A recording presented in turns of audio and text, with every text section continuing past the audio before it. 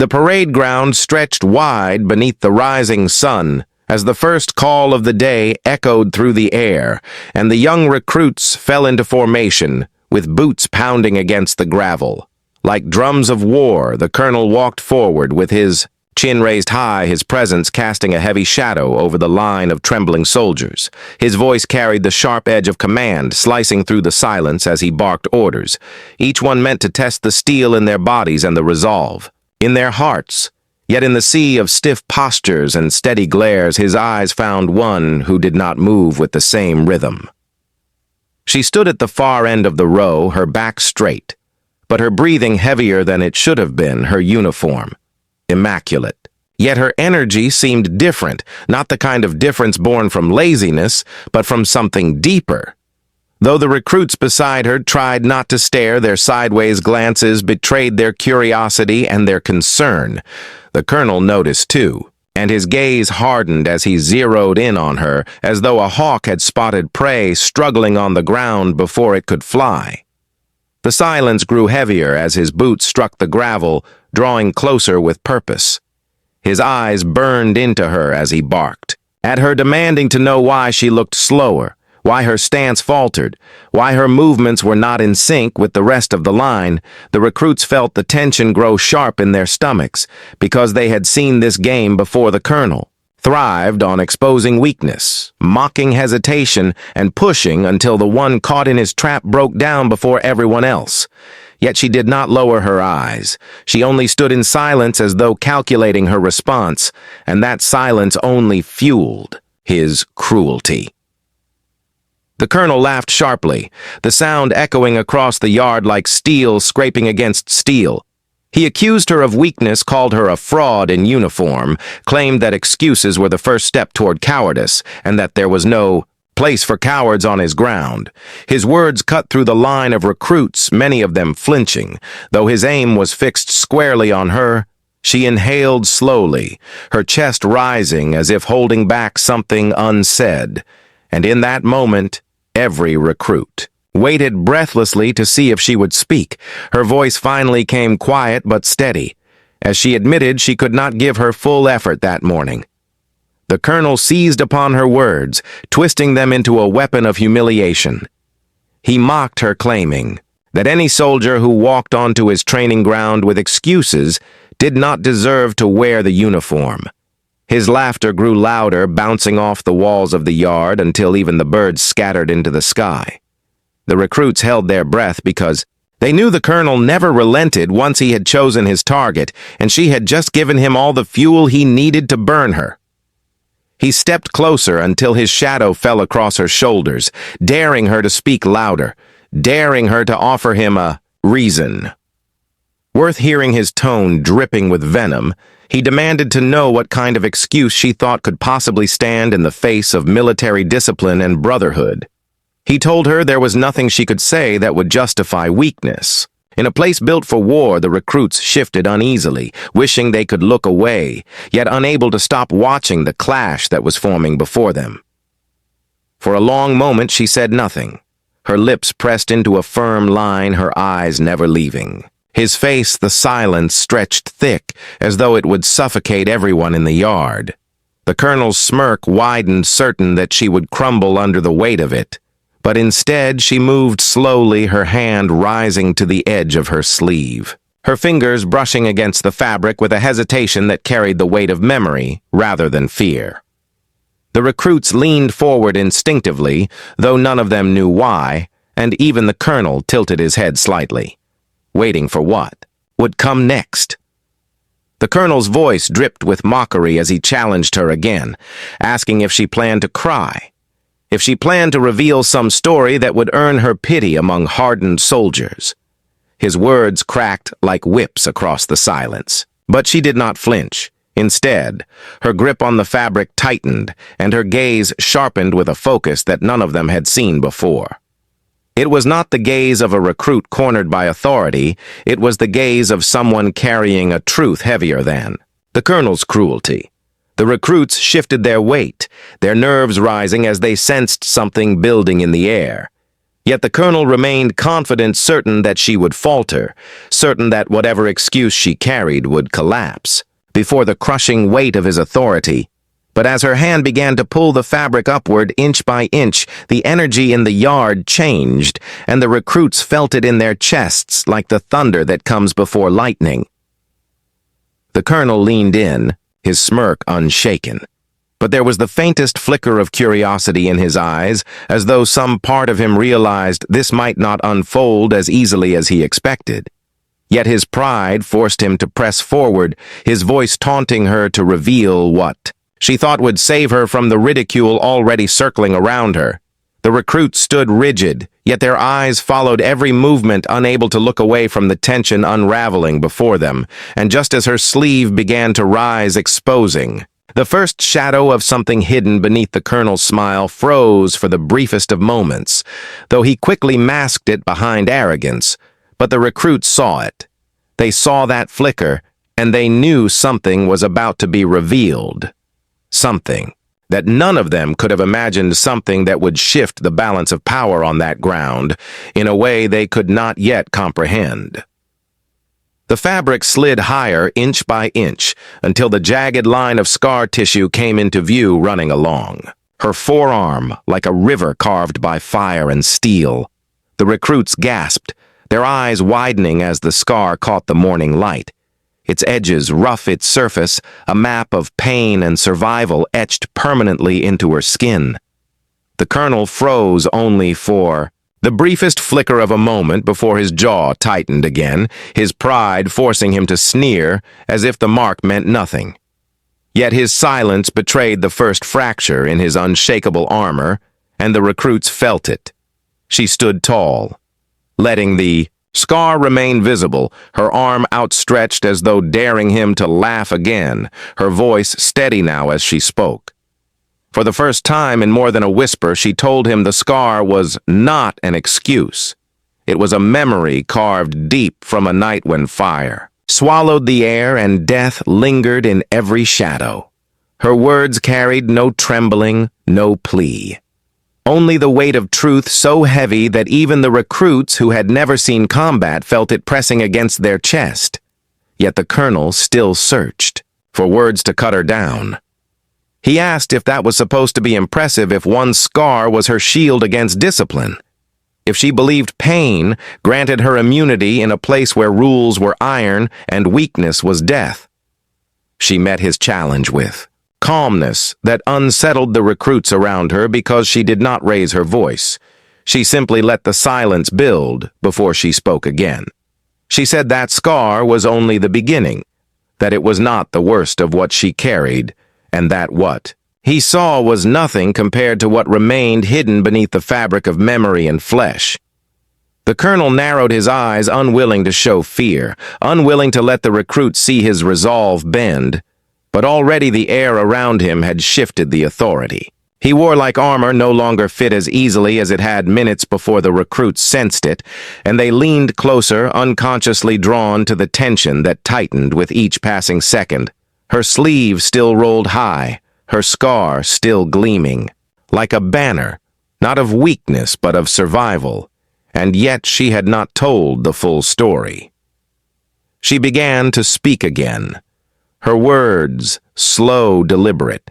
She painted for them the picture of a night deep in enemy territory when the ground shook beneath explosions, when the world turned red and black, when voices that had fought beside her fell silent one by one.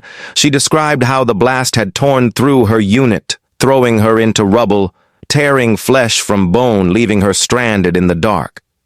Her voice did not crack it, carried the tone of someone who had repeated the story only in silence to herself, yet the weight of her words struck the recruits harder than any shout. The colonel folded his arms, his lips curling as if to dismiss her words, but his eyes betrayed the faintest tremor, as though the images she summoned had slipped past his defenses and planted themselves in his mind. He tried to interrupt her, but she continued relentless. Not with anger, but with calm determination. She told Them how she had crawled through broken stone, dragging her arm that felt like fire refusing to stop, because if she stopped, she would die, and the recruits listened with wide eyes caught between horror and awe, desperate to know what came next. She said that the scar was the least of what she carried. That every night since then, she had closed her eyes only to see the faces of those who never stood again.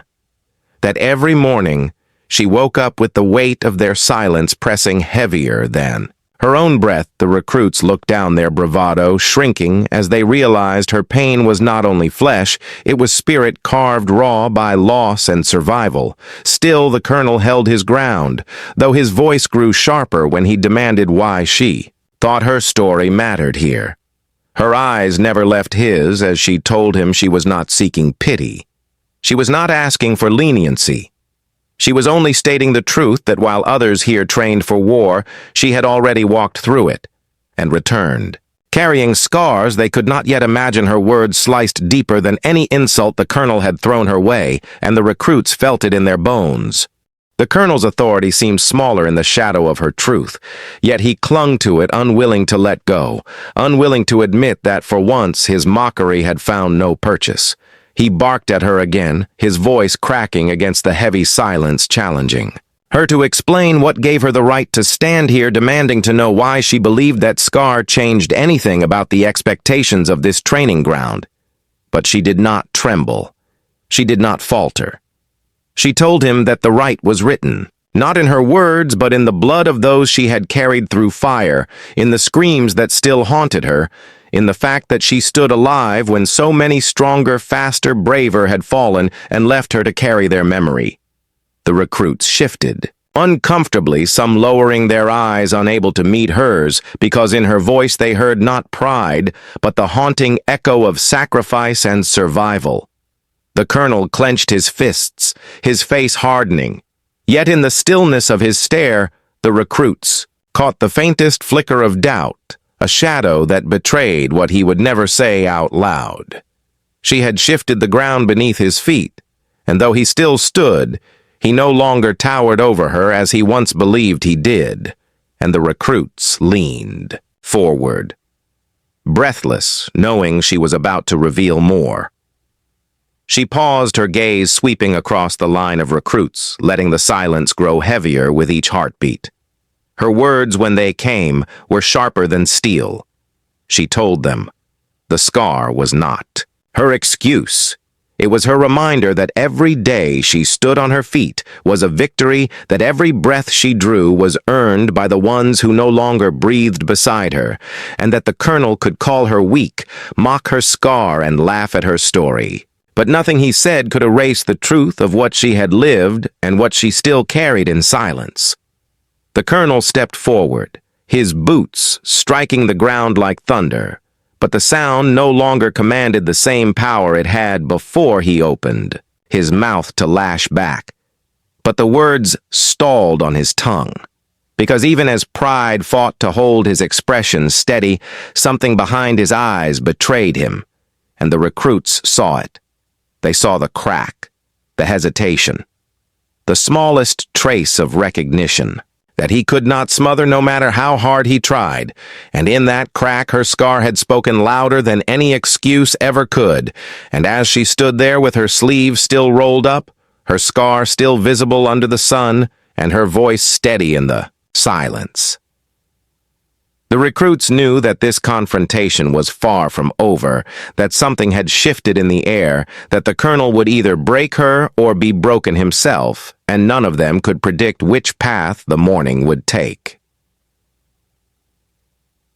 She stood, silent, after her last words, letting the air grow thicker than smoke, her arm still bare, her scar gleaming under the rising sun.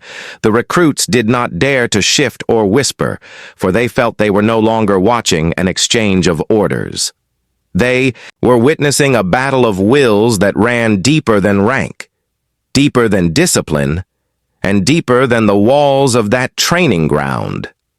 The colonel breathed slowly through his nose, the faintest twitch in his jaw betraying the war behind his expression, though his posture remained firm as stone. He was no longer the unshakable tower he had been when the morning began, and the recruits could feel it. Her voice rose again, not in volume but in weight. She told them how the night of the explosion had begun like any other patrol through hostile ground, the air thick with dust, the sound of boots crunching gravel under a pale moon. She spoke of the sudden light, the flash brighter than the sun, the fire that followed swallowing sound and air in. One merciless roar, she described the way bodies flew like broken dolls, and the way her arm was torn open in the blast bone, shattering skin, burning muscle, screaming with agony, and still she pulled herself from the rubble knowing she had to move, or die. The recruits listened, their breaths shallow, as she described dragging herself through wreckage, her good hand clawing at the ground, while her ruined arm hung useless at her side. Blood soaking the dirt beneath her, she could hear the shouts of her unit. Some screaming for help, others swallowed mid-cry by silence. She called their names into the smoke, but no answer came, only echoes fading into nothing. She told them how she crawled toward faint lights in the distance, each inch feeling.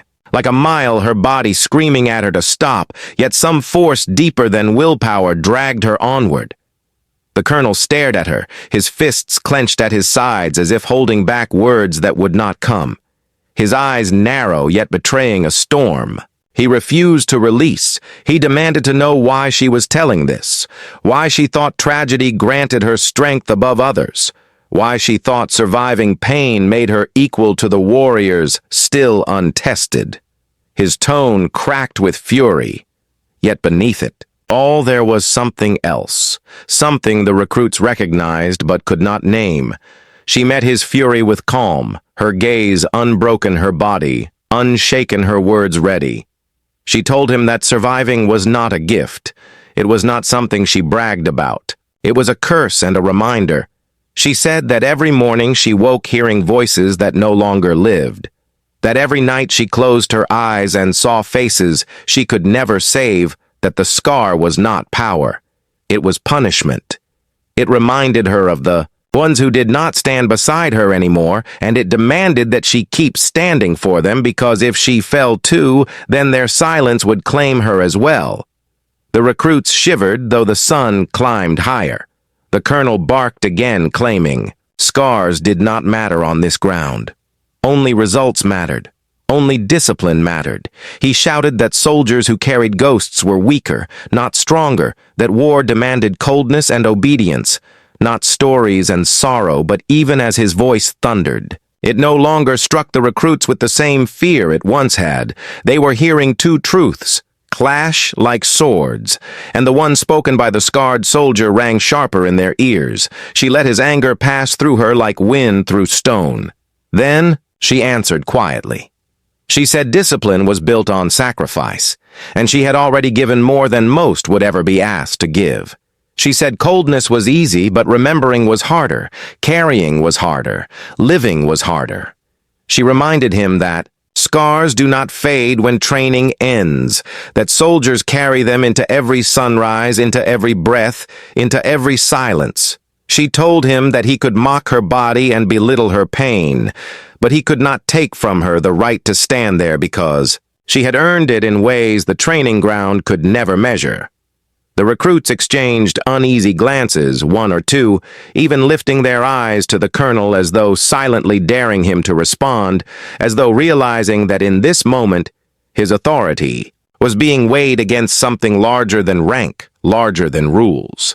The colonel took one step closer, his boots striking hard against gravel, his shadow stretching long across her scar, his eyes dark as night, his voice lower now as he asked her if she truly believed pain made her stronger than him, if she truly believed scars gave her power over the chain of command.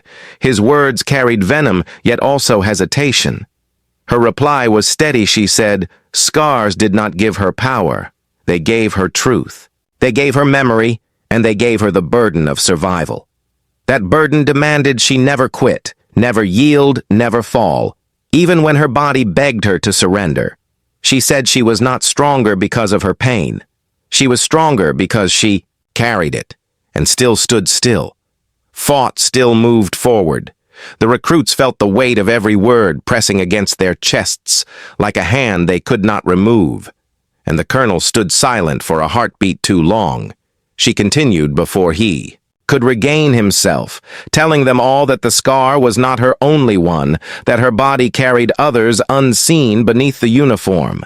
Each one a reminder, each one a debt she paid. With sleepless nights and endless silence, she said scars do not need to be shown to prove worth. They exist, whether revealed or hidden, and every soldier who survives long enough will carry them one way or another.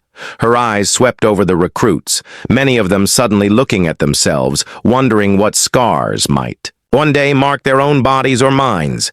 The colonel straightened his spine again, forcing the cracks in his authority to seal, forcing his face into a mask of steel. He raised his voice, telling her that no scar, no memory, no survival gave her the right to stand above command, that no soldier had the right to claim special ground among equals. His voice thundered again, shaking the air. But the recruits heard the strain in it. They heard that it was no longer effortless, that it was forced, as though he were fighting not only her but himself. And she did not waver as she prepared to answer. She said she did not stand above command. She stood because she had no choice. She stood because falling meant betraying the ones who had already fallen. She said she stood not to be praised, not to be excused, but because their silence demanded she keep moving, their memory demanded she keep fighting, and because she refused to let their deaths mean nothing.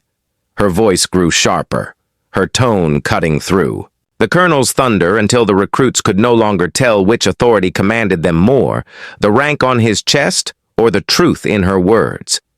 The colonel stepped back half a pace, almost imperceptible. But the recruits saw it. They saw the shift. They saw that for the first time the colonel had retreated not in body but in spirit. They felt it ripple through the air like the first sign of an earthquake. They knew the confrontation was far from over, yet the balance had tilted. The scarred soldier stood with her arm bare, her truth laid before them all, and the colonel stood with his pride cracking his authority, bleeding. In silence, though, his voice still thundered. His certainty was no longer unbreakable. And as the recruits held their breath, the scarred soldier did not lower her sleeve. She let it remain exposed, gleaming under the unforgiving sun, like proof that survival could defy cruelty, like proof that truth could stand against power. And in that moment, every recruit knew the clash between her and the colonel was only beginning, and that the next word spoken would decide whether the scar silenced him forever, or whether his pride would rise again sharper and more dangerous than before. The colonel stood in silence, his eyes fixed on her scar, as if the jagged line across her arm carried a power. He had no words to challenge. His chest rose and fell with steady breaths. But the recruits could see the storm twisting behind his rigid posture. They had never seen him hesitate, never seen his voice falter, never seen his power shift. Yet here, before a single scar, he seemed less like the immovable wall they had feared and more like a man confronted with a truth he could not bend or break. The recruits waited breathless, unsure of which way the moment would turn. She lowered her arm. Slowly, her sleeve still rolled high, her scar still exposed.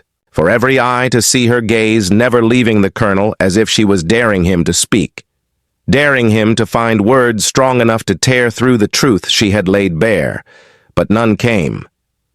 His mouth opened, then closed again, his voice caught between fury and silence. The recruits saw his hesitation, and the balance of power shifted further, though none dared to move, none dared to whisper. They were suspended between the weight of her truth and the crumbling edge of his authority. Finally, the colonel stepped forward, his boots striking the gravel hard enough to echo. He stood directly before her, his eyes sharp, his jaw clenched. He told her that scars did not grant her immunity, that her past did not excuse her from discipline, that this was a place for soldiers, not martyrs. His words lashed out like whips, but the sting had dulled. The recruits could feel it. His tone no longer carried the same absolute dominance. It was frayed and hollow in places, as though he was trying to convince himself. More than her, and she did not flinch. She met his stare, unbroken, her voice steady as she replied. She told him she never asked for immunity, never sought excuse. She told him she stood there like every other soldier, bound to the same rules, tested by the same trials. But she reminded him that scars were not weakness. They were proof that when the world tried to kill her, she refused to stay down. She reminded him that while others trained for battle, she had lived through it and still returned. Ready to serve, her words hung heavy in the air, louder than any command he could bark. The recruits exchanged glances, the weight of her words pressing into them like a burden and a challenge they saw in her. Not a soldier seeking pity, but a warrior, refusing to yield, and that made them question everything they had once believed about strength and weakness. The colonel saw it too. He saw their eyes shifting. He saw their loyalty bending not away from him, but toward her, toward the truth she embodied. And it burned within him. His authority was being tested in front of those he commanded, and yet every time he opened his mouth, her scar silenced him. He tried again. Raising his voice until it thundered across the yard, he told them that war respected. Only discipline, only obedience, that survival was not strength, that soldiers who clung to scars would break when battle returned. His voice boomed, but it cracked, and the recruits heard the fracture. They heard that he was shouting, not because he was sure, but because he was desperate. She stood tall, her face calm, her scar gleaming as if to answer for her, and when she finally spoke, her words were sharper than his thunder. She told him discipline was not the absence of scars. It was standing. Even when scars burned with every step, she told him, obedience was not silence. It was carrying the memory of the fallen and still following orders for the sake of those who could not. She told him, survival was not weakness. Survival was the hardest battle of all, because it meant waking every day with ghosts and still choosing to fight. Her voice carried the weight of lived truth, and the recruits felt it bury itself deep in their bones, a truth that could not be unspoken. The colonel's face hardened, his fists trembling at his sides. The recruits braced for an explosion, for punishment, for fury unleashed, but instead the silence dragged longer, heavier, until it pressed against their lungs like stone. He stared at her scar, as if willing it to vanish, as if willing her truth to disappear, but it did not. It remained carved into her flesh, carved into her soul, and carved now into the memory of every soldier who stood watching. None dared to speak, none dared to breathe, for they knew the colonel's next words would decide everything. When he finally spoke, his voice was quieter than before, stripped of its usual edge. He told her she had earned the right to stand among them, but not the right to defy command. He told her scars did not excuse her from giving everything here, from pushing beyond limits, from suffering as they all must suffer. His words were softer, but they carried the weight of a compromise, an admission wrapped in denial. The recruits heard it. They knew it. Even if he would never say it aloud, he had been shaken, and she had been the one to shake him. She lowered her sleeves slowly, covering the scar once more, but not hiding it, for the image remained burned into every mind. Her eyes never left his as she gave a single nod, acknowledging his words but not surrendering to them. She said nothing more. She did not need to, because silence had become her weapon. Silence had become her strength. The recruits looked at her differently now, not as one singled out by weakness, but as one marked by endurance and truth, and they looked at the colonel differently too, seeing not just authority but fragility. He dismissed them at last, his voice steady but thinner than before, and the recruits obeyed, boots striking gravel as they filed away, their eyes lingering on her, their thoughts racing with questions they had never asked before about strength, about scars, about survival. The colonel remained standing, watching her as she turned to leave, her steps steady, Her back unbowed her silence louder than any shout he could summon, and for the first time the recruits wondered if their fear of him had been built on something less solid than they believed. As she walked past him, her gaze met his one final time. A gaze steady, sharp, unyielding, a gaze that carried not defiance but truth. And in that moment he did not mock her. He did not sneer. He did not laugh. His mouth remained closed, his pride swallowed by the weight of what he had seen. For he knew that some scars spoke louder than any rank, louder than any command, louder than any voice that tried to silence them, and her scar had silenced him in a way no soldier ever had. The recruits carried that image into their days that followed every drill, every march, every sleepless night. Haunted by the memory of her scar and her words, they trained harder, not because the colonel shouted louder, but because they now understood strength differently. They understood that scars were not marks of weakness, but of survival of battles fought and endured, and the colonel too carried the memory, though he never admitted it, though he never spoke of it. The silence between them remained, and in that silence, truth lived. And though the morning ended with no explosion, no punishment, no collapse of order, the recruits knew they had witnessed something rare, something unforgettable. A battle of wills where truth stood against power and truth did not yield. They knew the colonel would never mock her again, for he had seen that some scars cannot be mocked. Some scars command silence, and in that silence he had been defeated.